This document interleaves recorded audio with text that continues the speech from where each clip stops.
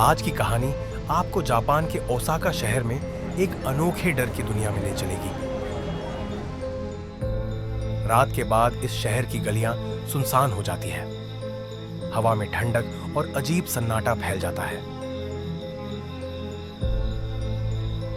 जैसे किसी अनदेखी निगाहें आपको देख रही हों। जहां हर कोने में अकाई ओना का नाम गूंजता है। नोरू, एक कॉलेज छात्र, अपनी पढ़ाई में बहुत मेहनती था।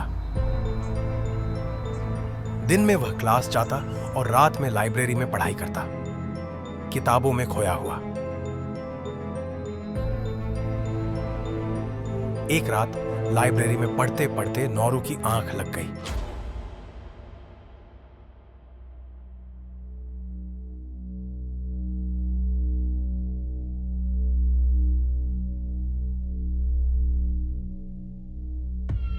जब उसकी आंख खुली तो घड़ी ने रात के 12:30 बजाए थे। नोरू ने अपना बैग उठाया और घर के लिए निकल पड़ा।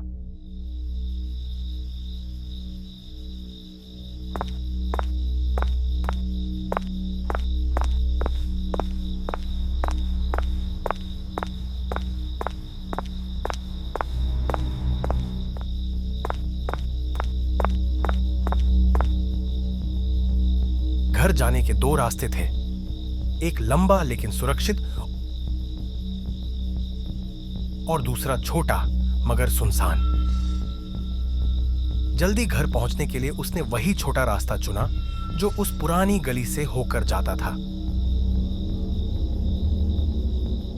जिसके बारे में कहा जाता था कि वहां एक आत्मा रहती है। शहर में अफवाह थी कि उस गली में अकाई ओना रहती है, लाल कपड़े में लिपटी एक औरत जिसे देखना अशुभ माना जाता है। कहते हैं जिसने भी उसे देखा उसकी जिंदगी कभी पहले जैसी नहीं रही। नोरू इन बातों पर यकीन नहीं करता था। उसे लगता था ये सब बस डराने की कहानियां हैं। वो मुस्कुराया और गली में कदम रख दिया। लेकिन जैसे जैसे वो अंदर बढ़ता गया, माहौल बदलता गया। सड़क की लाइट्स कम हो गईं, हवा ठंडी और भारी थी। अचानक उसे लगा जैसे आगे कोई खड़ा है। उसने ध्यान से देखा, एक महिला थी, लाल ड्रेस में, दीवार के पास, बिल्कुल चुप। नोरू की नजर जब उसके चेहरे पर पड़ी तो दिल की धड़कन रुक सी गई। उसका चेहरा बिल्कुल सफेद था, आंखें खाली और बिना पलक झपकाए उसे देख रही थी। डर के मारे नोरू पलटकर भागा।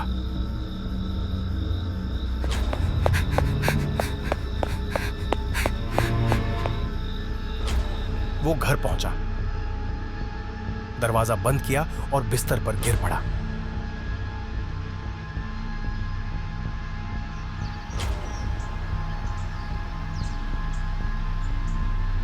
अगले दिन से उसकी जिंदगी बदल गई। हर रात उसे लगता जैसे कोई उसके पीछे है। कभी खिड़की से लाल रंग झलकता। एक रात नोरू को महसूस हुआ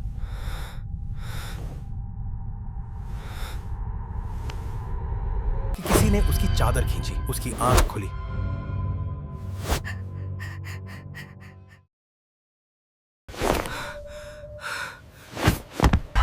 खिड़की के बाहर वही लाल कपड़े वाली आकृति खड़ी थी। नोरू की चीख निकल गई। उसने खुद को समझाया कि शायद यह सपना था, मगर माथे पर ठंडा पसीना और धड़कनों की रफ्तार कुछ और ही कह रही थी।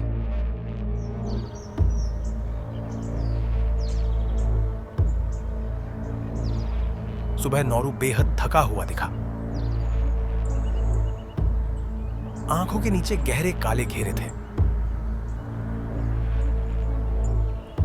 दोस्तों ने पूछा क्या हुआ, लेकिन उसने कुछ नहीं बताया।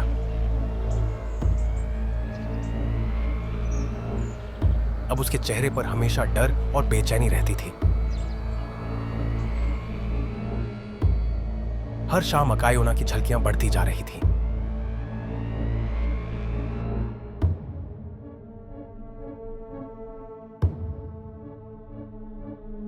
एक रात उसने ऊपर देखा, अकायोना दीवार से चिपकी हुई थी और सीधे उसे घूर रही थी। कुछ पल तक नोरू वहीं खड़ा रह गया। डर से उसका शरीर सुन्न हो गया। उसकी सांसें तेज चलने लगी और वो धीरे धीरे पीछे हट गया। अब नोरू समझ गया था, यह कोई साधारण चीज नहीं। अकायोना सच में थी और अब वो उसी के पीछे थी।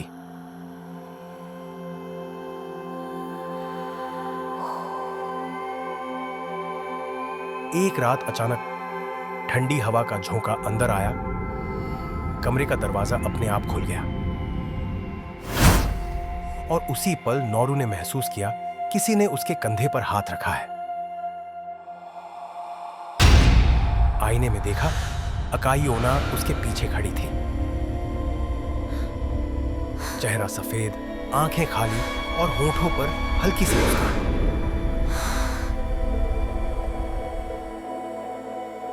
नोरू की चीख गूंज उठी।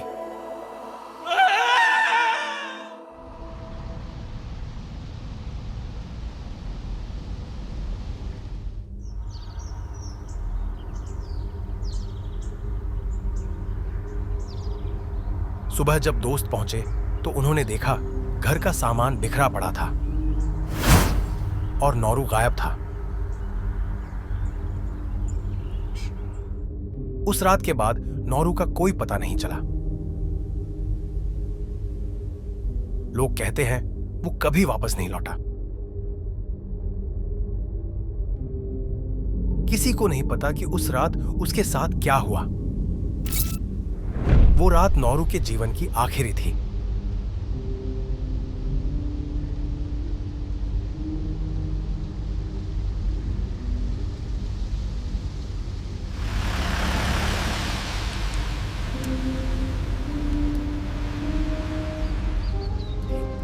उसके बाद लोगों के बीच उसकी कहानी फैल गई।